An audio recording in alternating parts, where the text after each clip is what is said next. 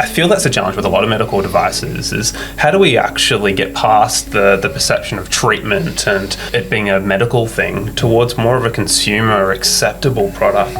Welcome to the second Renaissance, where we decode the rebirth of human creativity in a technology-driven world. In this second season, we explore how sustainability is elevating our human consciousness and catalyzing us to create within constraints. We decipher why now is the biggest entrepreneurial opportunity since the dawn of industrialization and what leaders can do to harness these winds of change. I'm Sorman-Nilsson, global futurist, impact champion, and father, and your host for the second Renaissance. Today on the second Renaissance, I have a triangulating conversation with two experts and beloved clients from ResMed on the sustainable future of medical devices. We discuss the circular economy, green tech, sustainable product design, digital ecosystems of health, human-centric design, and why sleep is a critical health driver. I am joined here in the Thinque studio by Jamie Wehbeh, Director for Research and Technology, and Charles Hartson, the Senior Director of Patient Interface Product Development at ResMed. Jamie describes himself as having a love affair with the intersection of technology and innovation and the aha moment when things come together in new ways. And Charles thrives in an intersection of people, strategy, and product. Like their peers at ResMed, every day they come to work with a focus on building and supporting technology that helps people live healthier, happier lives. It began over 30 years ago with the invention of a machine that helped people breathe easier and sleep better. And it continues today with digital health solutions that help keep people out of hospital. As a father of a 1 and a 5-year-old, the topic of good sleep is really close to my heart. But of course, as you hear in this conversation, ResMed's smart and sustainable medical devices literally help humans keep the lights on through smart technology. Whether you are aware of the debilitating impacts of sleep apnea or just have an interest in sustainable medical technologies, this conversation is bound not to put you to sleep. Excuse the pun, and on with the show. Welcome to the second Renaissance, Jamie and Charles. Jamie, Charles, our friends from ResMed, welcome to the second Renaissance. Thanks for having us. That was like beautifully synchronized. We do this a bit. I'm like, are you guys going to be finishing each other's sentences and all the rest? Yeah. So we're going to talk sustainability, research and development, research and tech, which is really your cup of tea here. Jamie, Charles, you're like the designer extraordinaire. At one of our favorite clients, ResMed, you guys are the masters of fixing everyone's sleep, but it's a little bit more nuanced than that. Do you want to just kind of give us the origin story of what ResMed is all about and the types of medical issues and sleep that you guys help the world with? Take us away, Jamie. Yeah, sure. So we'll start top level. ResMed has been around for a little while, so over 30 years now. Always been a sleep company, always focused on sleep.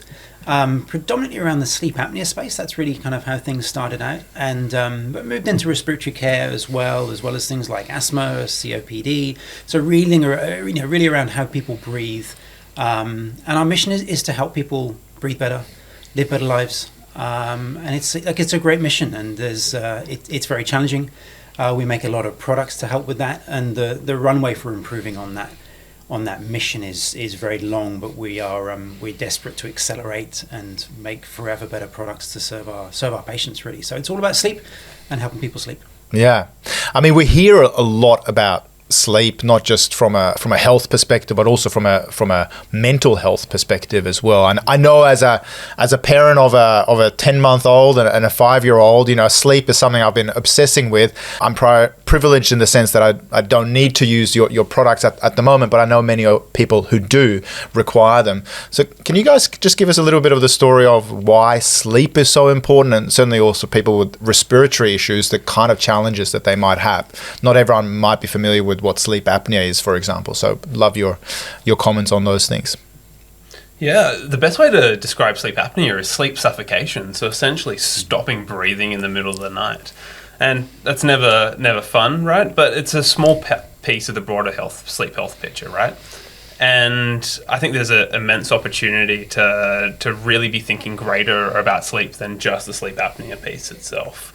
And look, I've got a 9-month-old myself as well, so I'm very in tune with my sleep or lack thereof at the moment. And I think that first, the awareness of the importance of it is something we need to continue to do to ultimately be able to get to those patients and those people who are struggling with the more with diseases that are more severe in, like sleep apnea itself. Mm.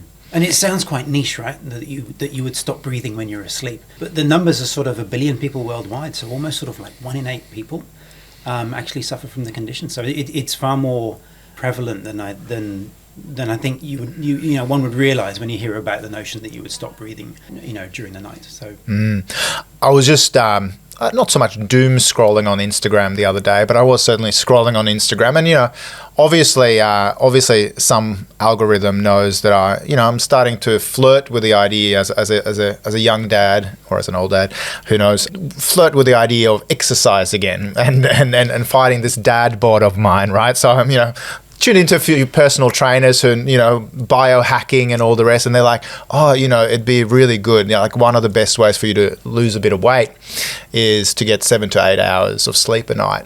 So I'm going, okay, well, how is that compatible with a 10-month-old and a 5-year-old who wake up all through the night? So tell us, like, sleep deprivation or sleep suffocation. What are some of the sort of health downsides of not getting enough sleep? Well, how does it affect the body, the mind, all the rest? Yeah, look, we know that without a lack of sleep, it leads to a whole heap of different comorbidities, right? From diabetes to hypertension. And I think we're only actually at the moment finding the true long-term health outcomes of not sleeping properly. It's a really interesting time at the moment, right? There's this plethora of data available. And with that, I think we're becoming a lot more aware of our actual sleep health. And I think there's the potential to really use that to be able to tailor the solutions that are best for us at the moment. I think that... Did you have anything to say? And as you said, it is a challenge, right? But as Charles said, we're scratching the surface. I think sleep is quite new in the world of health, but an awful lot of research going on into that space. And the more we dig into it, not just ResMed, of course, globally, the more we dig into the effects of not getting enough sleep, the linkages become quite extraordinary in terms of the impact that it can have on your life and mental health as well as physical health, and how they're kind of so intertwined. So it's such an important part of life is getting great sleep. Yeah. Well, thank you for your contributions for making health better. You've touched as a medical technology or med tech company. You've sat at that sort of intersection of digital and medical for a long period of time. Tell us, how many people have you touched, have you helped with being able to not suffocate every night, but actually have a decent night's rest? Our target by 2025 is to get to 250 million people across all of our solutions, and that's from our sleep hardware right through to some of our more digital and connected solutions. And we're just scratching the surface on that journey. When it comes to the devices themselves, our original target was 20 million people by 2020, and we know that we're getting to the scale now of impact, and with that, it allows us to kind of get all these connected data points and really scale it even further. So I think that shift that you alluded to from just hardware to digital has been a game changer for ResMed, because it actually allows us to take these learnings and apply them to the population as a whole. Yeah, and we're on this mission, as Charles said, when we talk about we're just getting started, if you look at the numbers we spoke about, the 1 billion people suffering with some sort of sleep health issue, with obstructive sleep apnea, half of those have actually got moderate to severe sleep apnea. So that's, 450 million people roughly have moderate to severe. That's pretty bad. And we're only touching a small proportion of those. And there's this, I feel like there's this inflection point where we will move our solutions from one that satisfy. I feel like we're still quite apologetic about the solution. We don't kind of because it's hard to tolerate. You at the moment the solution is a mask, a tube, and a flow generator, and you provide pressurized air, and it's great for your health. But the sort of the stigma, the barriers to actually adopting the therapy are still quite high.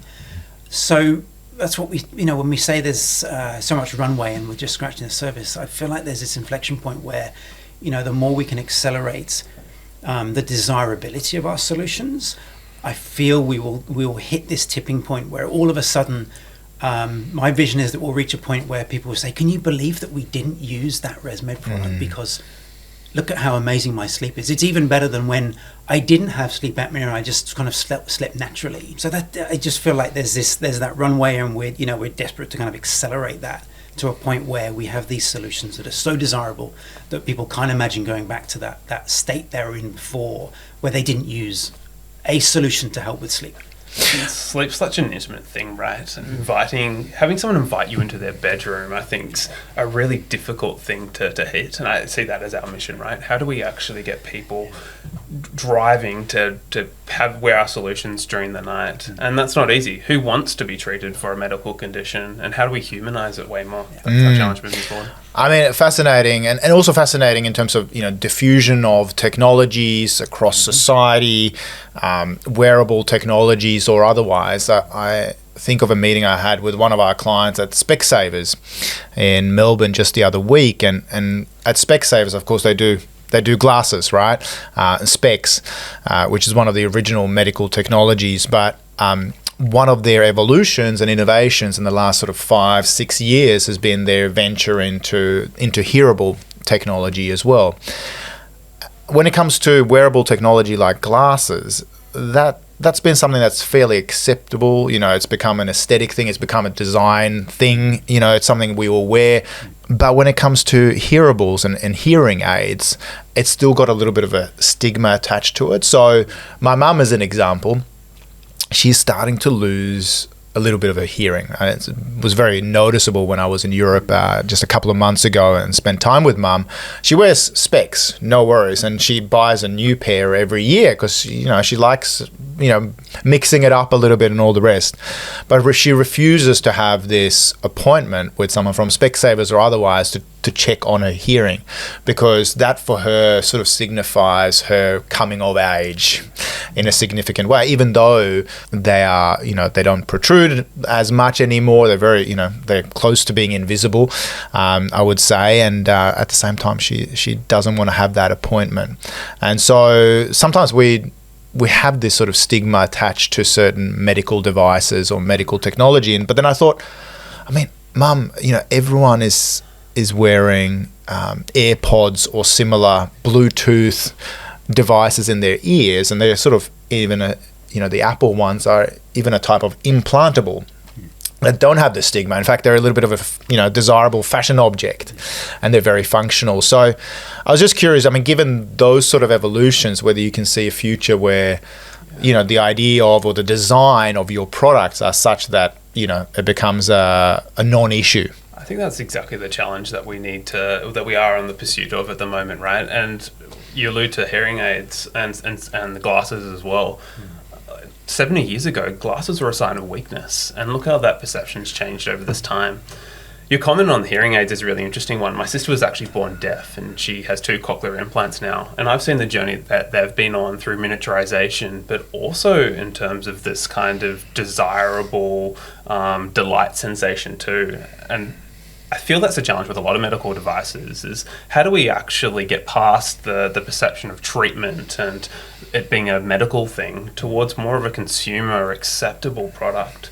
And that's certainly the challenge with what we have at the moment in CPAP. Yeah. And it reminds me, I was listening to a podcast recently, well, not as good as this one, but a podcast recently where they were talking about, it was about marketing, and it was about sales numbers. And the guy was using the example of electric cars. And he said, we shouldn't be measuring how many electric cars we sell. You should actually be measuring how many people bought an electric car and then went back to a petrol car. So this notion that, so then you know where you are on the S-curve, you know that, it's huge.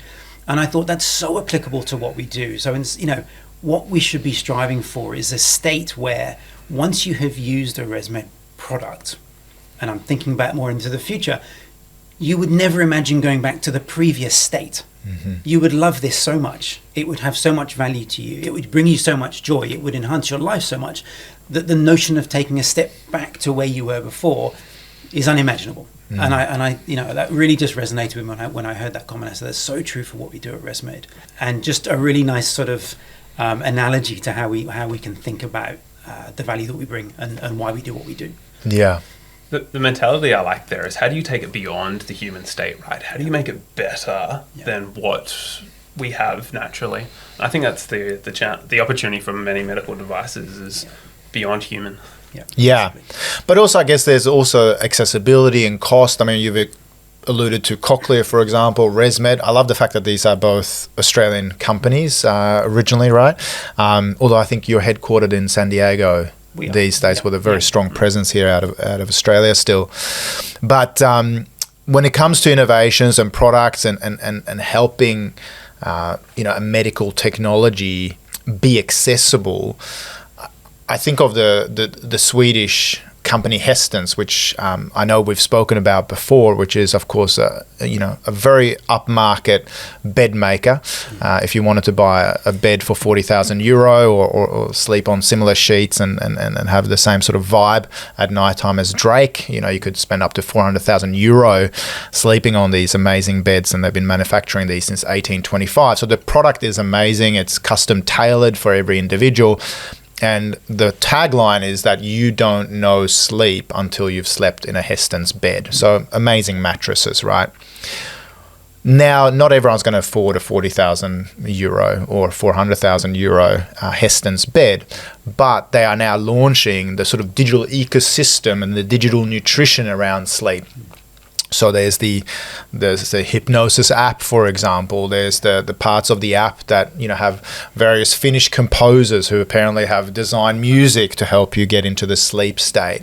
And so we're talking about sleep a lot more, but they're also helping make it accessible. So even in the olden days of the iPhone, the iPod was still like an entry gateway into the Apple ecosystem, and maybe 5-10 years down the track, a Gen Y, a millennial, a Gen Z could then afford, the big piece of equipment, so to speak. Do you see that that's something that's happening in your space as people become more attuned to the importance of the technology? Is there an entryway into your ecosystem that people tap into? Yeah, I think so. And it's a really interesting analogy, right? And as technology moves forward, I often reflect and realize the importance of time and the timing of whether it's technology or whether it's kind of psychological readiness or business readiness or cost, right? Simple things. But when these things start to overlap, you start to uncover kind of new opportunity.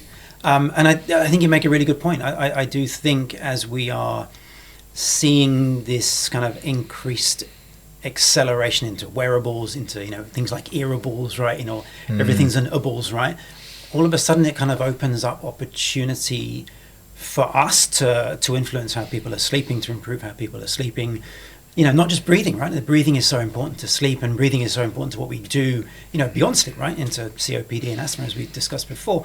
But yeah, certainly, all of a sudden, you've got access to different senses, different ways in almost to how you can augment sleep and how you can improve someone's sleep and well-being. So yeah, it's a fascinating space. So in this world of digital nutrition, we've got people popularizing notions of breathing and breath work, like the Iceman Wim Hof, for example, who's of course popularized this notion that's been around for thousands of years, and the importance of breath for mental, physical health. How do you see our awareness with digital nutrition changing as just this notion of sleep contributing, for example, to UN SDG, I believe it's number 4 on well-being? How are people sort of taking sleep into their own hands more broadly beyond the types of medical technologies that you're seeing? Yeah, the interesting thing with sleep is the outcome is actually during the day, right? Around how you live your life and how you present yourself. And I think a lot of the well-being piece is, how do we help people connect the fact that their sleep is so critical to the outcomes during the day? And you would have seen a campaign that we're in Australia and New Zealand at the moment that ResMed's put forward around awaken your best, right? We're trying to talk around the outcome of sleep itself, rather than being, you got 8 hours, you're in a good place. And I feel that's probably one of the greatest challenges here is how do we actually people see the combination of all these activities for their sleep wellness, for their more general well-being wellness, actually connecting to making how they live their lives, the impact they're having on others, and the motivation that they have day in, day out. Yeah, and you mentioned data. Massive part of our business and massive part of our strategy actually is around data, because we can now measure that, right? We have opportunity to measure what's happening when you're asleep, to measure what's happening during the day, and that will only continue as we wear more and more wearables and more earables and whatever other ables we attach to ourselves, and we can demonstrate that correlation. We can start to connect, what's happening when you're asleep, and then what does that look like when you're awake? What impact does that have? And then we can start to personalize and kind of tailor that experience and tailor what we're doing, because people are different. They're different makeup, different routines. And we can start to really use that data to personalize those experiences. So I think it's a fascinating space, and something that we will continue to see that value as we continue to invest in understanding the data and capturing more data and using it to benefit people. Yeah, we are thinking here just in terms of product innovation. How do you make this technology be one that's accessible but also desirable for people? I feel like we're at this moment of awakening at the moment, and certainly the focus of the second Renaissance and this podcast this season is very much on this idea of sustainability, and I can understand and see the linkage between what you guys are doing and the lives you're impacting from an ESG perspective. Certainly when it comes to the S in terms of social, or as John Elkington, one of our guests, would call it, people, planet and profit, or prosperity, depending on your view. So there's a massive contribution to the social aspect, and we've talked about that just from a sleep deprivation perspective, right? I'm also curious, when you think about product and product innovations, the circular economy, just the electricity usage of your devices at nighttime. Luckily, you're off peak when it comes to electricity bills. But I think of me plugging in our electric vehicle last night at night, and I can set it so that even though I plugged it in at 7 p.m. when I get home from work, for example, the electricity doesn't actually start flowing up until midnight, because I've set it to off-peak hours between midnight and 5 a.m., for example. You can't really do that with a human, right? Like, you go to bed 10, maybe, hopefully you wake up at 6, or, like, how do you overcome that challenge, or what kind of innovations are you thinking about, or have you been able to launch just to help people with their electricity consumption with your medical devices? Yeah, great question, Anders. And something I know we shared just when we were having a coffee earlier was, as you said, I kind of, if I wake up in the morning and one of my kids has left the light on, I'm like, you got to be kidding me, we did all the electricity all night long. But that's what we do. We ask our patients to turn on this device which consumes electricity, and not just once in a blue moon when you leave the light on, but every single night, right? So we're investing an awful lot of time and energy and focus that goes into kind of waste generally, waste when it comes to a material point of view and sustainability point of view, but also what are the technologies that we're investing in when it comes to power consumption, because it's such an important aspect of sustainability, given that we're asking our patients to use this product every single night. And yet investing in venting technologies, new motor technologies, clever valving technologies, and really focusing on how we are reducing that power consumption, because it's going to become increasingly important. So many things going on in the world right now, right, which is contributing to that.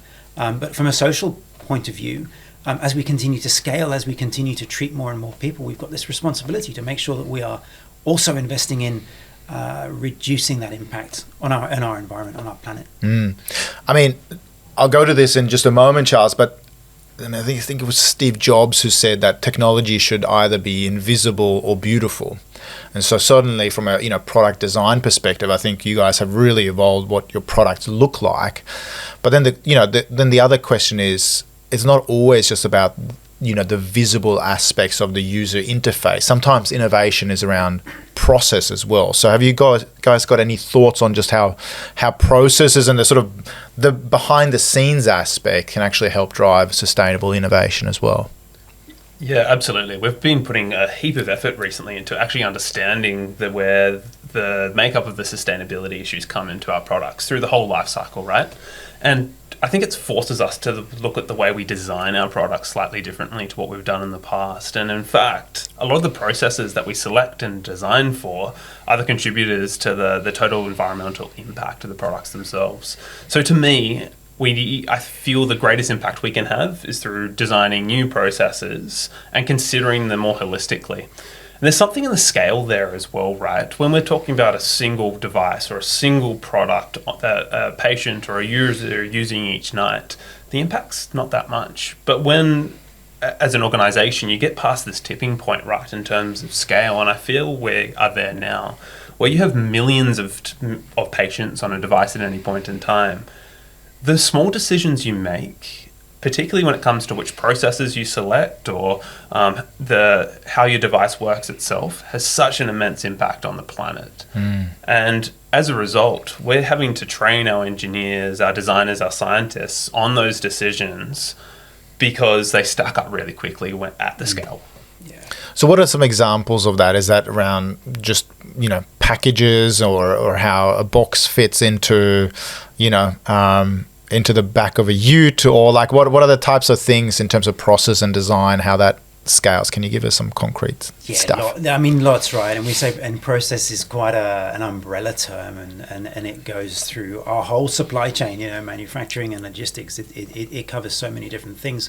But, some of the things that we've done more recently, and, Charles spoke about scale, even the way that we design our products. So when we think about something like a flow generator, which is the device that sits on the bedside table, which monitors your sleep and understands when it will provide the right pressure and flow in order to keep your airway open. So this is the box that sits on the bedside table.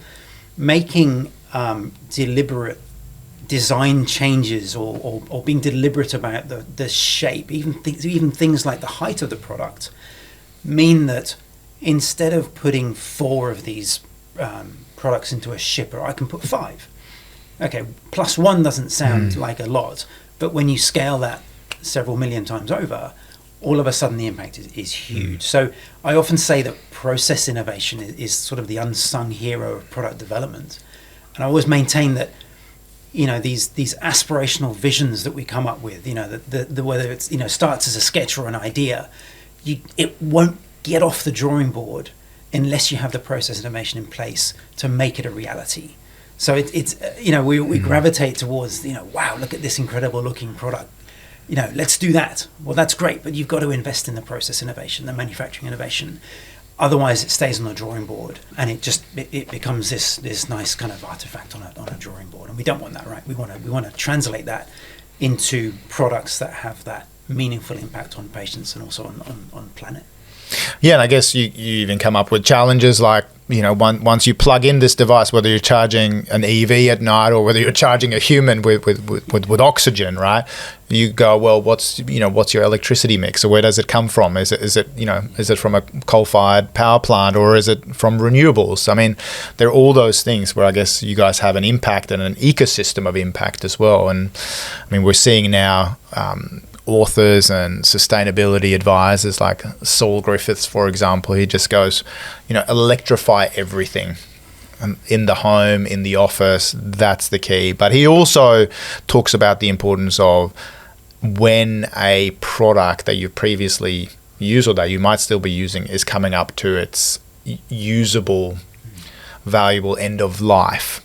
So it's not like we should all run out and all change our cars for EVs today or change our gas stove to an induction oven straight away, because of course that would create massive amounts of carbon emissions if we all switched over at the same time.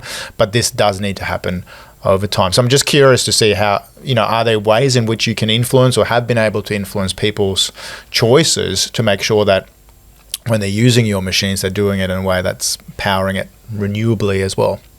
Yeah, I like what you spoke to there around a tiered approach to this, and I feel that's the only way this is going to be successful in terms of the impact we want to have on the planet in the long run, right? And a couple of examples of that is we've actually broken our targets and our horizons from an environmental perspective based on a more tiered approach to it, where we're starting with that low-hanging fruit and the things we have a lot of impact over, particularly when it comes to the other regulations that come into the medical device space as well. So we're starting with our packaging, as Jamie spoke to.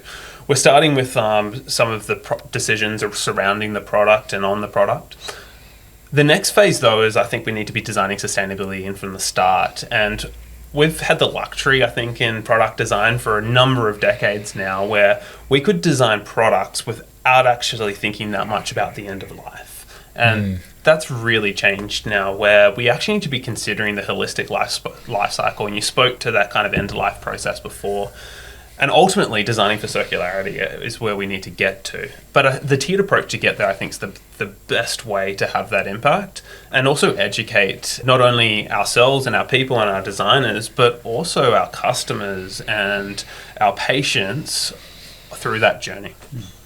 Yeah, because it comes down to it. Like you obviously want people to be using your product and other products that help them, live a healthy life. But then also sometimes you're facing that challenge of like, well, what's it going to cost me to run this thing, right?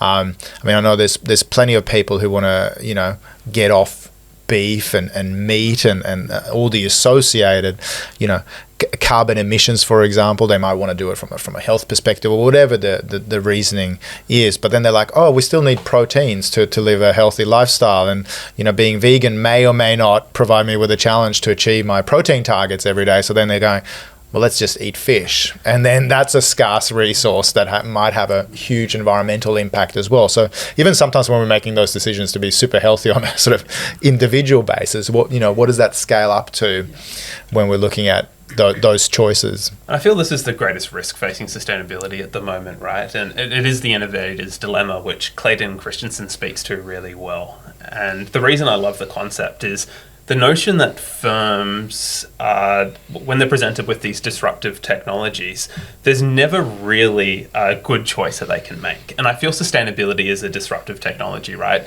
It's forcing us to think about our value chains differently, and it causes conflict. It's going to cause conflict in terms of cost and in terms of those value chains and what our customers expect. And therefore, these big firms, the Nokias, the Kodaks of the world, they actually default towards the more sustained innovations, the sustained technologies, the easy choices of technologies that fit into their current business models. And that's the biggest risk to me in terms of sustainability at the moment, is it is a disruptive technology. It's going to cause conflict. And I see the role of product design and designers as managing that change as comfortably as possible for everyone involved. But it's not going to be easy. So let's just, I think there's some really important points there. So let's just decode them and get them into different layers or different phases here. So certainly disruptive technologies. I'm going to get you to just expand a little bit on Clayton Christensen's thoughts on that. But also just to decipher here as well, because what I heard you say here is that sustaining innovations, which is, you just tinker a little bit around the edges, even though we're using the word sustaining, it sort of, sustains, an incremental path, making some, tinkering on the edges, making something slightly better every year. Is that right? And then you said sustainability as a concept is a disruptive technology. I understand it, but let's just get the clarity here on sustaining versus sustainability as a disruptive technologies. Lots of overlapping words, right? No, it's good. It's good. It's good. So sustained innovations, you're right, they're incremental innovations. They're just building on the core technologies that are there today. And they're not about disruption, right? They're working within the current business models. Whereas disruptive technologies will cause conflict. They require new business models and new value chains typically. And I think a great example of that is what the iPhone did to the established mobile phone market before it, and the likes of Nokia and the players in that market beforehand. They weren't willing to move on to these new business models when they were presented with these disruptive technologies. They were like, this is going to cause too much conflict. We're going to continue focusing on our core and our drive to create more usable, smaller, minimalist devices. Whereas these disruptive technologies really present the incumbent with poor usability, increased costs, and this conflict for the value chain itself. And I see sustainability being a disruptive technology. It's going to be more expensive to start. It's going to force us to think about our value chains differently, the supply chains that we set up, where we source our materials from, what we do with them at the end of life. But we need to be thinking not only about day one, it's about where it's heading in day 3, day 5, and the long-term impact on the planet. And I feel when all these big firms jump on board this journey towards sustainability, the value again is going to come at scale. When we see this massive scale over time. And I think I was going to add as well that, I love the innovator's dilemma, and I often feel it's misunderstood in that the disruption was an oh my god moment, we never saw this coming, but in fact it was there for everyone to see, and everybody from the Nokias and Kodaks of the world, it was there in front of them. They knew exactly what was coming. Same with Blockbuster, it was not a surprise. And I think that's often misunderstood, that we think that disruption came out of the blue. It was a surprise. It was there for a long time, right? So I think that's one thing to capture. But also, as Charles was talking, just reminded me of something that Daryl Mann, who works out of the UK, I think you know him, speaks about, which is solving the contradiction. And I think that's so applicable for the challenge that we face with sustainability, where we often come in with that notion that there's going to be this compromise where it'll cost more. How do you solve that contradiction? Give me something that's sustainable and give it to me, innovate so that it costs the same or less. And I think it's where you blend that you get some incredible opportunity to innovate. And it's exciting, right? I feel like, you mentioned, what are we doing, to play our part? I feel like, when I first kind of started wrapping my head around, what's going on in the world and how things are changing with global warming, I'll be honest, I initially thought we're screwed. This is not going to go well. But I do think that, what's the phrase, mother of necessity? Invention or creation is the mother of necessity. And I feel like we got ourselves into this mess, maybe not this generation, generations prior, through no deliberate act. We got ourselves into this mess incrementally, little by little, individual by individual. We can get ourselves out of that mess in the same way. We can take the same approach. We can do what we can do ourselves, and we can do what we can do in the companies and the way that we're working, the products that we're designing. So I have probably gone a little bit off track, but I think just to kind of it's interesting. I mean, and then some people say necessity is the mother of invention, and other people say invention is the mother of necessity, and and I do think, I mean, and there's when you both talk about disruption and the sense that how do firms or how do individuals go bankrupt? And there's a saying that it's very, very gradual, and on all of a sudden it's very sudden. And I think while people can see the sort of gradual implications of disruptive firms, fintechs, movies and entertainment as a service, to your Blockbuster point, for example, that they just don't take heed, or they're too invested in legacy systems, etc. So I guess one example, we've talked about EVs, for example, an example of kind of sustaining innovation versus disruptive innovation would be something like tinkering around the edges with an internal combustion engine, fuel efficiency, maybe driven either by the automotive manufacturer or even by government saying, hey, you have to meet these fuel standards, versus going, hey, we're going to replace the internal combustion engine and we're going to design something around a battery instead. And that's the disruption, right? Would that be fair to say in terms of concretizing the Clayton Christensen I think that's a concept? Great example. And I think what comes with that is new business models to actually be able to sell these batteries and the infrastructure you need to be able to charge these cars around the world. And I feel that's the conflict and the contradiction, as Jamie said, that we need to start solving for, is what do we actually need to be building around it. And Daryl Mann. Clayton Christensen goes into this concept around there's multiple parts to this. There's the technological innovations. What's the technology, the battery in this case, but also what's the business model? And when you actually combine business models with technological innovation, you get the magic, you get that disruptive innovation. And I feel that's the thing that takes firms to the next phase of their generation.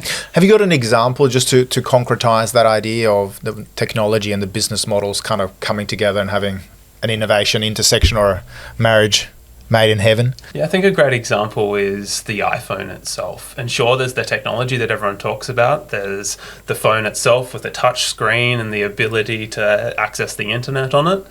That's the technology side, and that was always going to sort itself out with enough resources and research put into it. But it was the business model that created the success here. The ability to get the telecom companies on board as well as the other value that they're trying to create on the device itself through apps, through connecting users with other companies. And when all of that came together, the true magic happened, and this disruptive innovation was created through the combination of the business model with the technology. And of course, the interesting thing about the iPhone is that it wasn't the first technology in the MP3 space either. I mean, they'd been observing the space and in a sense been a bit of a fast follower in that whole ecosystem. I mean, I remember getting the first iPhone and I think we called it jailbreak it in the initial model to actually make it useful in Australia, and it had this shadow app store because I couldn't actually get any of the proper official apps until I jailbroke the phone in Australia. I'm sorry, Apple, this is just what we had to do back in like 07, 08 or whenever it was launched. I remember. Yeah, I'm not the only one that's guilty as charged here potentially. But I mean, it's fascinating how that sort of shadow IT then also, according to some, actually enabled more technological innovation and the user interface over time to make it more accessible. So sometimes you get that when you have shadow IT. And now, of course, this little device that is the iPhone has replaced so many other pieces of hardware that previously we would have had to have bought, that would have all, required virgin planetary resources to make them, and they're now part of one device, which, Apple, from a product and brand stewardship perspective, makes sure that it's part of the circular economy. So, I mean, it has all of these cascading effects. I don't know if Apple thought about that back in 07, 08, that maybe this device would replace so many others and have this huge environmental impact where they can, get more productivity while also treading more lightly on the planet. What you're touching on there is around, we talk about value, but often we don't unpack it enough, I feel. And some of these changes essentially enable much larger changes. Trying to explain that a little bit better around things like simple stuff like connectivity, simple things like sensing technology, simple things like battery technologies. And as these things evolve, in isolation, they may not contain the wow factor or quite the value, but when you overlay them, and we're seeing this in our own industry where our devices are now 100% connected. That's because that technology became available. So therefore, we invested in connecting our devices, which didn't give us a return on investment immediately. But when we track that forward and we understand how that then delivers value in a different way, where we can start to understand humans better, how they're breathing better, and we can use that not just for their benefit in terms of people's benefit in terms of how they breathe, how they sleep.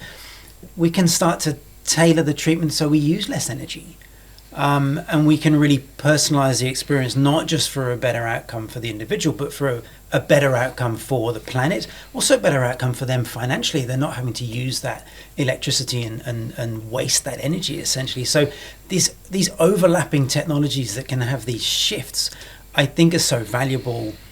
Like I said, when they connect, when they overlap, the intersections of these technologies really deliver those sort of moments of value that almost crept up on you. I love that iPhone example and what you're describing here, because I feel at day one we may not know what the value will be, particularly at the moment with things changing so quickly, what that value may be in 5 or 10 years' time. And there used to be this notion of the firm with the most data would win. But really, we don't know what that data is going to be with all these sensors and connectivity everywhere. I'm really interested to see what actually happens with these new technologies coming out now, being able to unpick that data itself and then use intelligence to create better products on top of it. And I think that's exactly what Apple have done with the iPhone. And I think we've got the opportunity to do the same at ResMed. Yeah, absolutely. I mean, I wear my smartwatch at night, and I got a notification the other night. I don't know how this happened, but I got a little alert from Apple saying, hey, just something to be mindful of is that your heartbeats per minute dropped below 40 last night. It's down at 38. I'm like, I don't know that I was ever that relaxed during my sleep last night in REM sleep or whenever it might have happened, or you guys are the experts at this. But it was just like a little nudge, and I'm like, okay, well, that's interesting. You know, what does that pair with? And, you know, that obviously wasn't when Lucian or Aurelian woke up, because, you know, it would have spiked a little bit more. But it was just a little nudge that I'm kind of going, I'm quantifying my life, digitizing everything that I do, and it might be something that, you know, I'll have a conversation with my GP about at some stage, you know, when I'm looking at a holistic picture of health. As these wearable technologies and the iPhone becomes a medical device, it just opens up all these other doors. And maybe that's back to your point around necessity is the mother of invention. Maybe sometimes, you know, invention is the mother of necessity for other brands to start tapping into an ecosystem and contributing something that has a much bigger impact than what the initial, you know, innovation around an iPhone actually was. And it reminds me of a quote I heard, a comment I heard, which was, you know, big data, it all has one thing in common, and that's that it happened in the past. But what I love about it is it enables us to predict the future. And this is so applicable to healthcare, where we can capture that data, we can look at it and analyze it and use, you know, all these buzzwords, AI and ML, but it really comes to kind of provide that value by predicting the future and going, well, you need to change this, or we can set you off in a different direction, because if you know, we can take the data and look at it and we can extrapolate it forward. So using those predictive algorithms, we can actually intervene earlier so that people don't have to wait until there's a problem. We can get in front of that. And to your point about, you know, the watch kind of just going, hey, just so that you know, if you start connecting that data, other data points, it can start to go, well, if this continues, then you might have a problem. So let's get in earlier. And that's absolutely what we're looking at ResMed, where we're using that data to think about how can we intervene earlier? How can we get ahead of that problem and intervene and use those predictive technologies in that way?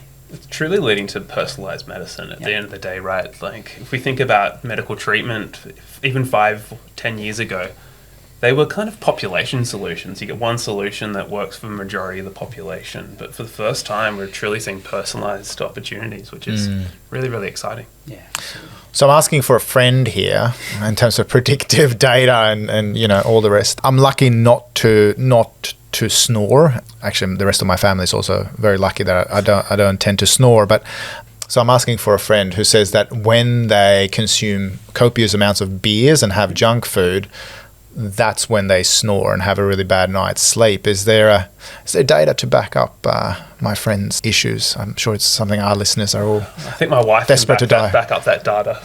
Yeah, I think there is, right? And I can't quote medical journals or the like, but certainly, you know, the relaxation of, you know, obstructive sleep apnea for the most part is physiological. It's to do with, you know, the weight that, and the, you know, the muscles in the neck and the tongue, and they relax and then they start to occlude the airway. So it's quite, it's this physical, you know, it's obstructive in that way. So certainly if you drink too much beer, you might, you know, your muscles might relax a little bit more. They might be more prone to then collapsing the airway. So it's not something we advise on necessarily, but just no, exactly.